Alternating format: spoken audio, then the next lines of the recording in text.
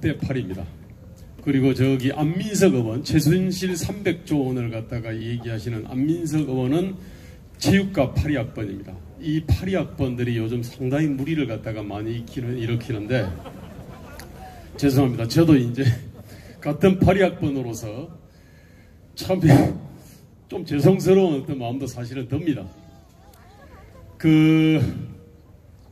저 아크로폴리스에서 원래 1980년에 여기에 한 10,000명이 모였습니다.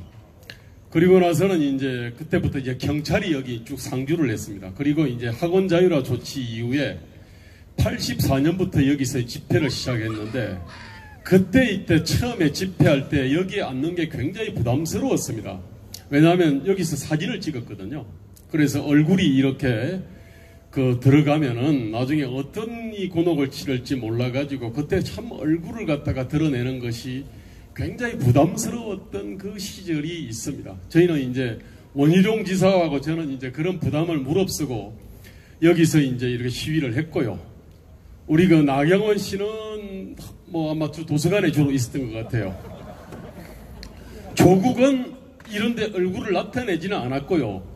그런데 멀리서 아주 관찰을 갖다가 열심히 했다고 제가 들었습니다. 그래서 조국 씨는 이제 운동권으로 취급을 하지 않습니다. 그리고 우리 안민석 의원은 본인이 진짜 운동권이라 그러는데, 그 운동권은 뭐냐면 체육학과이기 때문에 스포츠. 그래서 자기가 운동권이라 그럽니다. 그냥 우리 그냥 웃죠. 저는 이제 여기서 그때 이제 학내에서 시위를 하다가 도서관에서 들어온 그때 경찰한테 침을 뱉어가지고 그 침 뱉은 죄로 해가지고 1년을 무기징역을 먹었습니다. 우리 원희룡 지사는 같은 날 잡혀가지고 유기징역을 먹었죠. 6개월. 자, 그런데 참 제가 여기 오면은 그런 생각이 듭니다. 지금 조국 사태를 보면은 내가 청춘 시절에 했던 민주화 운동이 이게 바다에다가 한 쟁기질이 아니냐, 그런 생각이 들어요. 이게 남미의 혁명가 시몬 볼리바르가 12년 동안 혁명을 하고 죽기 6개월 전에 했던 얘기입니다. 내가 한 혁명 운동은 이게 결국 바다의 한 쟁기질이 아니냐, 이러면서 이제 죽었는데, 저도 지금 저희 어떤 민주화 운동이 그러한 바다의 한 쟁기질 꼴이 되지 않을까. 참 그렇게 되면은 정말로 우리가 실패 국가로 추락할 수밖에 없다고 생각을 합니다.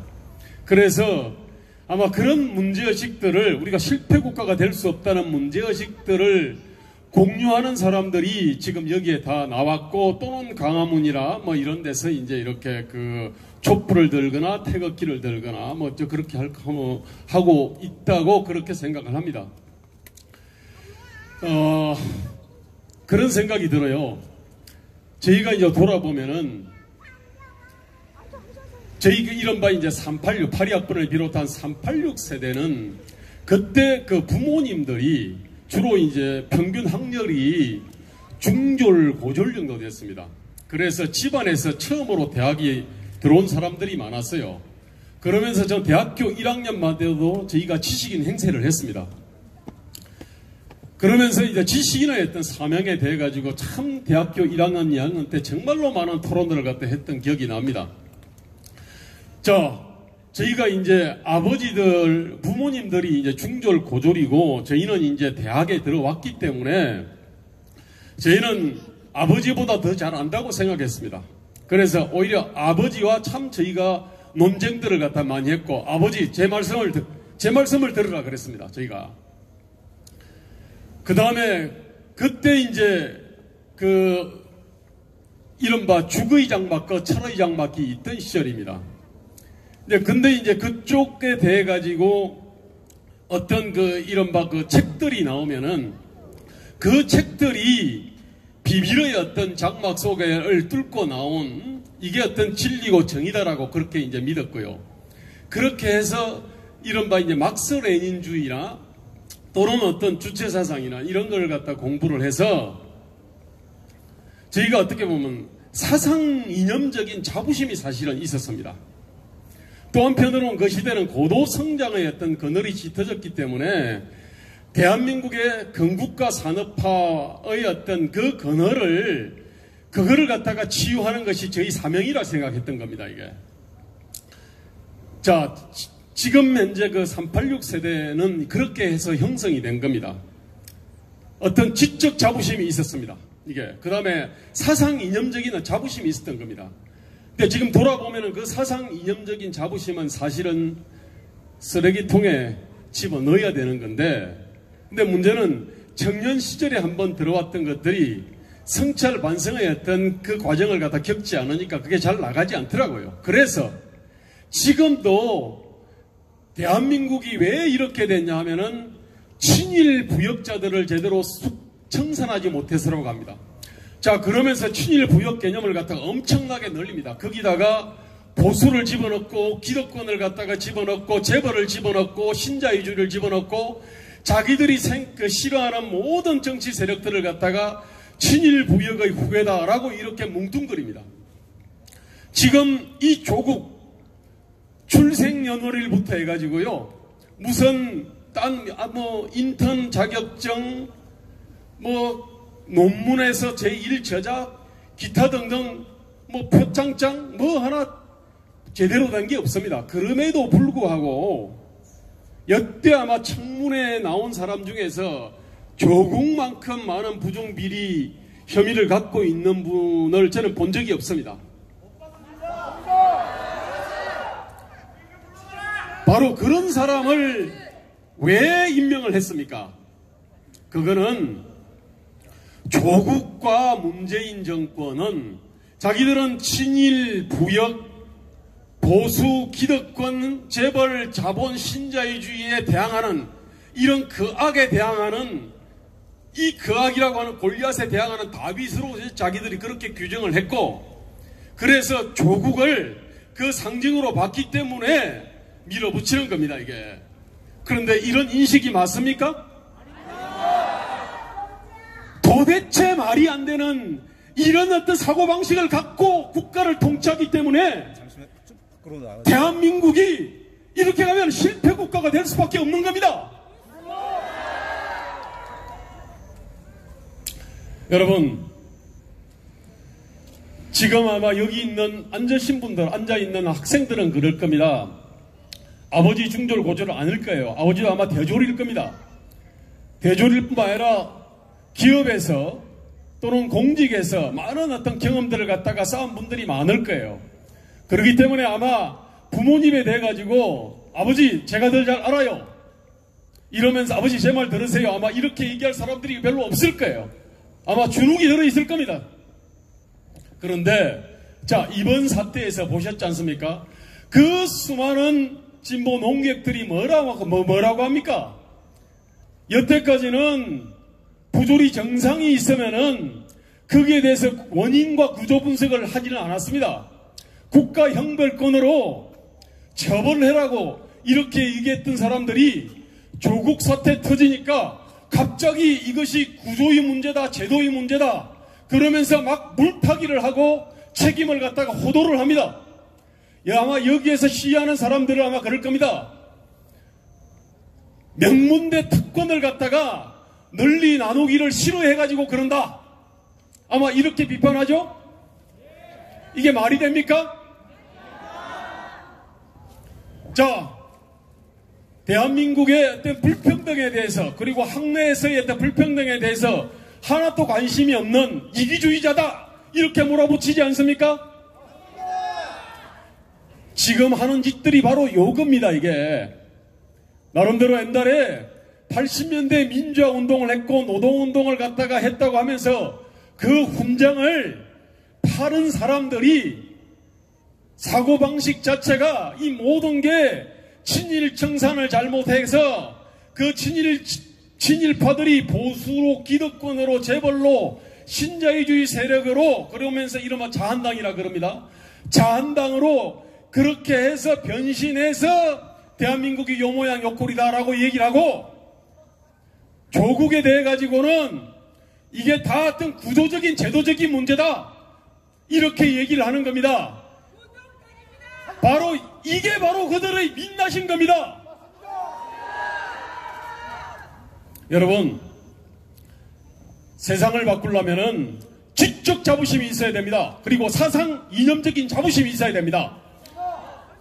그런데 아마 여태까지는 80년대 민주화운동과 노동운동을 갖다 파는 사람들, 그때 흘린 그 피에 대가지고 아마 주눅이 들었던 사람들이 많을 겁니다. 그리고 많은 어떤 총학생회를 비롯해서 학생 어떤 운동 조직들이 그들의 아바타 역할을 갖다 하고 있습니다. 여러분, 이제 비로소 그들의 민낯을 봐야 됩니다. 그들은 불편한 진실을 보려고 하지 않습니다. 조국 사태에 대해 가지고 언론에서 아주 구체적으로 보도를 합니다. 포장장 위조? 이게 아무나 하는 일입니까? 인턴 자격증면 우간다를 갖다 갔는지 가지도 않아놓고 우간다를 갔다? 전혀 그렇지가 않지 않습니까? 논문 제1저자 조작? 그 아무나 하지 않습니다. 제 애가 조국 딸하고 같이 10학번입니다. 저도 그때 그 입시를 갖다 같이 치렀습니다. 그런데 그런 기회가 주어졌다 하더라도 저도 안 하고 제 아내도 안 하고 우리 아들도 안 합니다. 이게 정상 아닙니까? 그런데 그놈의 가족은 어떻게 되는지 일인지 부정비리에 대해 가지고 딸도 오케이, 아내도 오케이, 아버지도 오케이입니다. 이게 정상가족입니까? 이게 구조와 제도의 문제입니까? 구조와 제도를 얘기하는 사람들이 바로 그자들이 바로 적폐요, 불의요, 그렇지 않습니까? 여러분, 제가 마지막으로 더 드리고 싶은 말씀은, 여러분, 지금 아마 학생들 여기에서 했던 광화문에서 30만 명이 모여서 시위를 하는 것보다 아크로폴리스에서 3,000명이 시위를 하는 것이 훨씬 유력적입니다.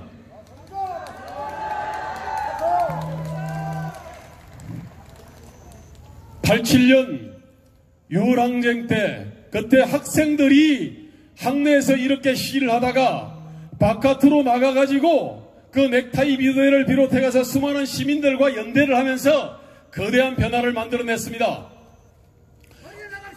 제가 볼 땐 지금도 마찬가지입니다.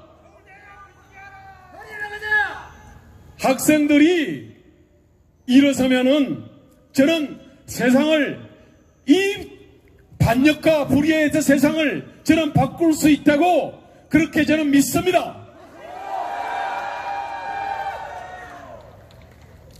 그리고 학생들이 들고 일어나려면 사상 이념적 자부심을 가져야 됩니다. 여러분들은 사상 이념이 무슨 주의 주장이 아닙니다. 그냥 사물을 있는 그대로 보는 겁니다. 그게 바로 상식입니다. 그게 바로 정의입니다. 여러분, 모든 문제는 사람의 문제와 제도의 문제와 환경의 문제로 나눠봐야 되지 않겠습니까? 지금 조국의 문제는 사람의 문제, 이게 가장 결정적으로 큽니다. 물론 그 뒤에 제도의 문제, 환경의 문제 있습니다. 그러나 이거 물타기를 해서는 안 되는 겁니다. 여러분, 이제 좀 자부심을 가지고 과거 민주화운동과 노동운동 그 파리를 하는 그 사람들로부터 이제는 좀 정신적으로 좀 자유로워졌으면 좋겠습니다. 여러분, 역사는 아크로폴리스에서 바꿔왔습니다. 아크로폴리스에서 모인 학생들이 역사를 바꿔왔습니다. 다시금 역사를 바꿀 기회가 여러분들한테 주어져 있다고 생각합니다. 감사합니다.